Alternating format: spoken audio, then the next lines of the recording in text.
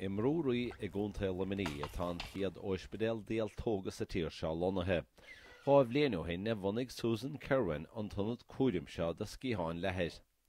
Tar éis de féin a bheith buailte le ailse bhíoh siad dúistethe fena híthe, agus de chur siad siams na scíháin leathair. This little fella now came in from my Cullen. Lady Annie tá íaltóg fena cúram a tháinig ó ionad bhríde ar ros caithil le gúnta na Galí.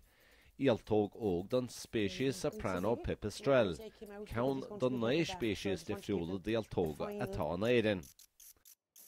An rud a hálan ná tá bachan stóris tríomh leis bhuiignamh se agus bíos acu gur an scíhan leathair na híaltóga in na chónaí sa díon agus níor chuir isteach nóach ar dhaoine bhí se go má mar bhí si de bíte bhíhe na míltóga agus deasa sin duine na daine.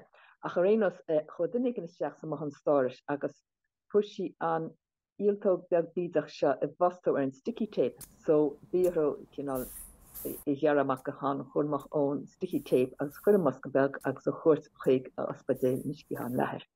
Agus is leadhbóg óg bhí an agus bhí gortú éigent ar a ggólan. Le rá bhliain tá nach mór míle go le scíháin leathair tar éis a bheith fé chóram Susan Kerwin. Oberdian mar go gatar na héaltóg óga a chothú ar bhaine speisialta go chaon gáhfuil a chloig ló agus ihe. Im líana tá miadú take ar líana na héaltóg óga atá fena córam. Spectacle with you? Tar éis a bheith fé ghean chóram leis le nach mór caicís hosnig héaltóg ros caithil ar a thrus ó dheisgurt chunta lemení har naisin gailibh roiid.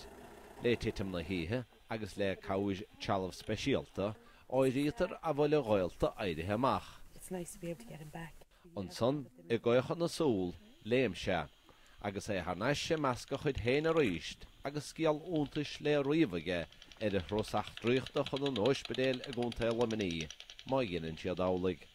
Tomás ó manéin, nuacht TG Cahid.